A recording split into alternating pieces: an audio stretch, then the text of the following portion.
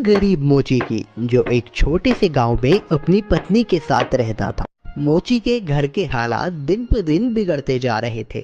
घर में जो भी राशन था वो भी खत्म होता जा रहा था। ऐसे ही एक दिन मोची ने अपनी पत्नी से कहा, अब मुझे और यहाँ नहीं रहना। यहाँ ना तो कोई कमाई हो पा रही है और ना ही कोई काम मिलता है। अरे पड़ोस का गांव बहुत बड़ा है, अब मैं वहाँ जाकर अपना मोचीगिरी का काम करूँगा। कुछ दिन घर से दूर रह लूंगा, कम से कम घर का खर्चा चलाने लायक कमाई तो हो जाएगी वहाँ। क्यों, वहाँ के लोगों के जूते चप्पल ज्यादा टूटे हैं क्या, जो आपको वहाँ जाकर ही मौजेगिरी करनी है? अरे अपनी जन्मभूमि में रहकर तो सिक्के कमाए नहीं जाते, पराए गांव जाकर कमाएंगे ये पैसे। अगले दिन सुबह सुबह मोची चुपचाप अपने जूते चप्पल ठीक करने का सामान उठाकर दूसरे गांव की ओर निकल पड़ा। दोपहर होने तक वह पड़ोस के गांव माहुलबनी में पहुंच गया। हारा थका मोची जब माहुलबनी के बाजार में पहुंचा तो हैरान रह गया, क्योंकि वहां तो पहले से ही काफी मोची अपनी दुकान लगाए बैठे थे। अरे यहाँ तो पहले से ही इतने मोची अपनी दुकान लगाए बैठे हैं।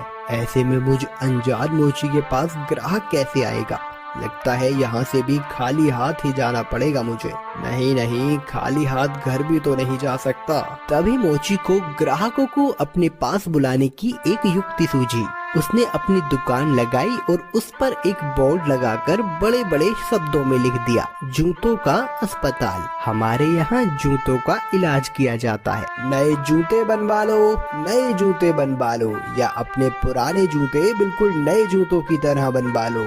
लोगों ने जब ये सब देखा तो उन्हें कुछ नया देखने को मिला। नए जूते बनवा लो, नए जूते बनवा लो, या अपने पुराने जूते बिल्कुल नए जूतों की तरह बनवा लो। जूतों का अस्पताल?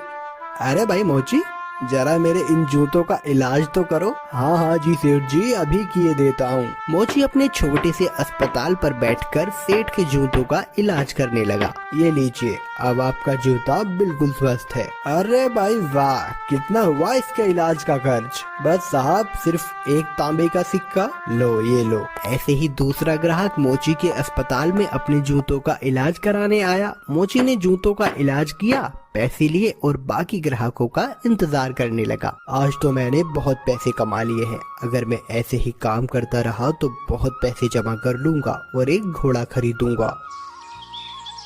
उसने बहुत मेहनत से काम किया और कुछ ही दिनों में 4 सोने के सिक्के जमा कर लिए। उनमें से उसने 2 सोने के सिक्कों के बदले एक व्यापारी से एक घोड़ा खरीदा और घर लौटने का फैसला किया। अगले दिन उसने अपना सारा सामान बांधा और घर के लिए निकल पड़ा। अपने रास्ते में उसे एक घने जंगल से गुजरना पड़ा, जहां उसने डाकुओं का एक झुंड देखा। हे भगवान, ये तो डकैत लगते हैं। ये डकैत मेरा सारा पैसा ले जाएंगे और मैं एक बार फिर से गरीब बन जाऊंगा। अब मैं क्या करूं? मोची बहुत चतुर था। उसने हिम्मत नहीं हारी और उसने एक योजना बनाई। उसने एक सोने का सिक्का घोड़े के गले में बांध दिया और आगे चला। चोरों ने उसे पकड़ लिया। अरे ओ, फटाफट अपना सारा पैसा निकालो, चलो जल्दी करो। देखो, मैं एक गरीब मोची हूँ, मेरे पास इस घोड़े के सिवाय और कुछ नहीं है। कृपया मुझे जाने दो डाकू भाई। जैसे ही उसने ये सुना, घोड़ा रेका और उसके गले से वो सोने का सिक्का नीचे जमीन पे गिर गया। अच्छा मक्कार झूठे, हमसे झूठ बोलने की तेरी हिम्मत कैसे हुई? अगर तेरे पास कुछ नहीं था तो ये सोने का सिक्का तेरे पास कहाँ से आया? रुकिए रुकिए, अभी मैं आपको सब सच बताता हूँ। दरअसल ये घोड़ा सोना उत्पन्न करता है, इसी वजह से मुझे सारे पैसे मिलते हैं। ठीक है, ये घोड़ा तुझे हमें देना होगा, हम तभी तुझे यहाँ से जिंदा जाने देंगे। नहीं, बिल्कुल भी नहीं। अगर मैं इसे तुम्हें दे दूंगा तो मेरे पास कुछ भी नहीं बचेगा। चलो, हम तुम्हें इसके बदले 50 सोने के सिक्के देंगे। ठीक है, पर एक बात का ध्यान रखना कि बारी बारी से अपने साथ इस घोड़े को रखना, वरना आखिर में तुम सब पैसे के लिए लड़ते ही रह जाओगे। मोची ने घोड़ा बेच दिया और घर लौट आया। वो बहुत खुश था कि उसे सोने के सिक्के मिले थे। इस पैसे से उसने अपने ही गांव में थोड़ी सी जमीन खरीदी। इस बीच डकैत भी घोड़े को लेकर अपने अड्डे पर पहुंच गए। वहां डकैतों के सरदार ने अपने आदमियों से कहा, इस गिरोह का सरगना होने के नाते इस घोड़े को सबसे पहले मैं रखूंगा। उन सब ने अपने सरदार की बात मानी और उस रात सरदार अपने अड्डे पर उस घोड़े के साथ सोया। अगली सुबह जब वो उठा तो उसने देखा कि वहाँ अस्तबल में कुछ भी नहीं था। उसने पूरा अस्तबल सही से देखा पर उसे कुछ नहीं मिला। वो जान गया कि इस मोची ने उसे बेवकूफ बनाया है। इस बीच एक और डकैत वहाँ आया। सरदार, आपको सोना मिला? हमें भी बताइए कि कितने सोने के सिक्के घोड़े ने उत्पन्न किए। तुम खुद ही ये पता लगा लोगे जब आज रात तुम खुद ही इस घोड़े को रखोगे। सरदार ने किसी से कुछ नहीं कहा क्योंकि वह अपने आप को बेवकूफ साबित नहीं होने देना चाहता था। एक एक करके सभी डकैतों ने घोड़े को अपने साथ रखा पर उनमें से किसी को कुछ नहीं मिला। वे सब समझ गए कि उन्हें बेवकूफ बनाया गया है।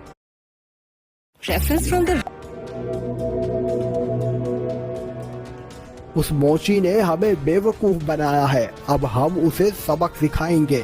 सरदार, उसने ये साधारण सा घोड़ा हमें 50 सोने की मोहरों में बेचा है। हम उससे अपना पैसा वापस लेंगे और हमें धोखा देने की जुर्रत की सजा देंगे।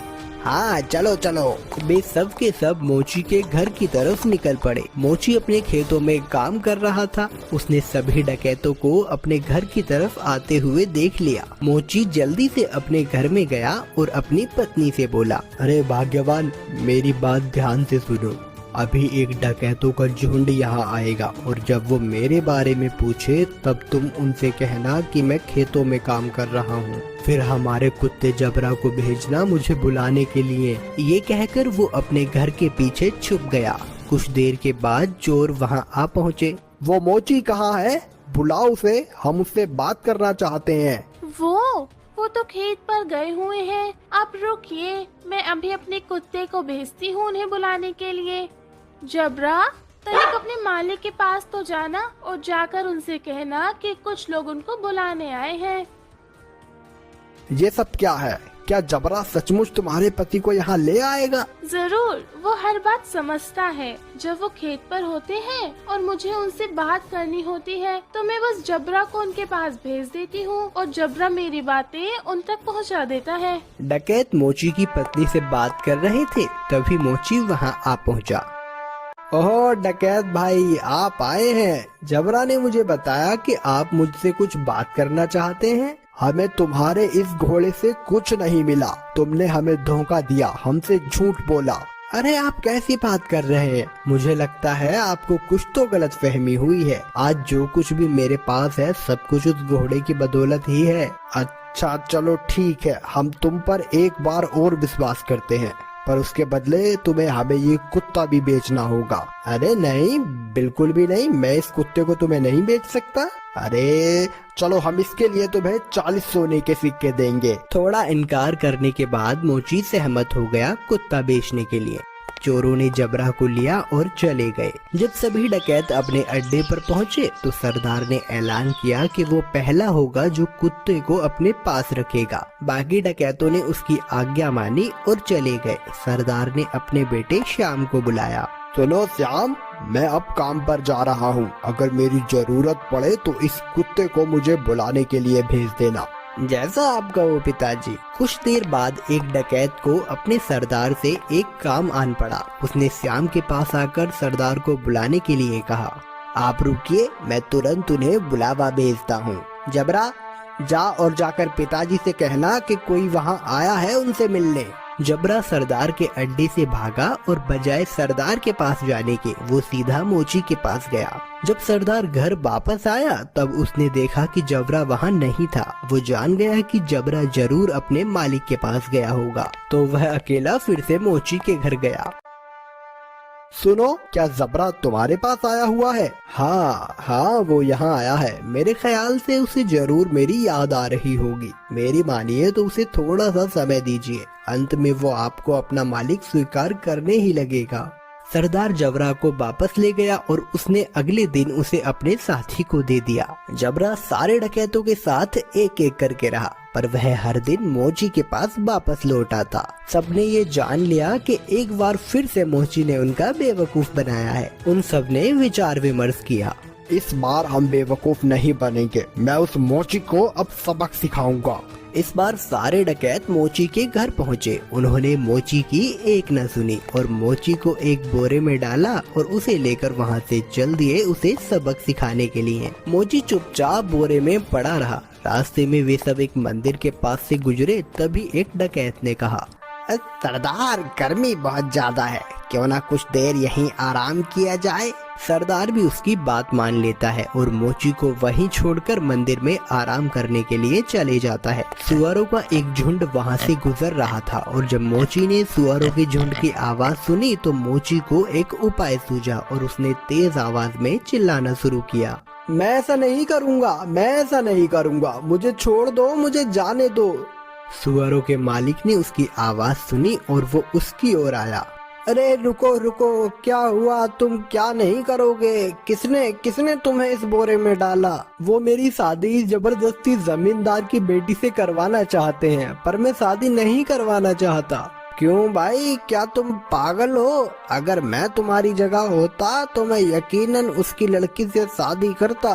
अगर ऐसी बात है तो आओ, मैं तुम्हें बोरे में डाल देता हूँ और तुम जाकर उसकी लड़की से शादी कर लो। सचमुच? बेशक, लेकिन पहले मुझे बाहर तो निकालो। सुअरों के मालिक ने मोची को बोरे से बाहर निकाला और खुद बोरे के अंदर घुस गया। मोची ने उसे बांध दिया और उसके सुअरों को लेकर वहां से चला गया। शाम को डकैत मंदिर से बाहर आए, बोरे को लिया और चले गए।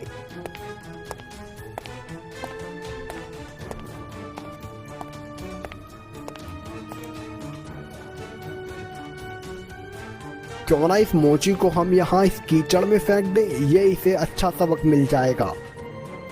डकैतों ने उसे कीचड़ में फेंक दिया और वहां से चले गए। वापस आते हुए उन्होंने मोची को सड़क पर देखा और वो हैरान रह गए। अरे तुम यहाँ कैसे पहुँचे?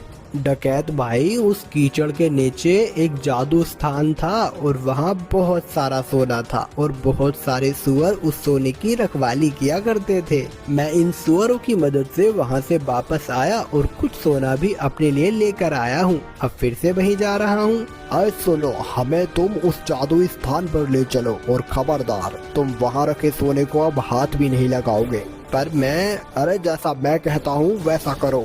ठीक है, अगर तुम जोर देते हो तो। डकैतों का झुंड उस कीचड़ के पास आ पहुंचा और एक एक करके कीचड़ में कूद गया, लेकिन किसी के हाथ कुछ न लग सका और इस तरह फिर एक बार मोची ने अपनी चतुराई से अपनी जान बचा ली।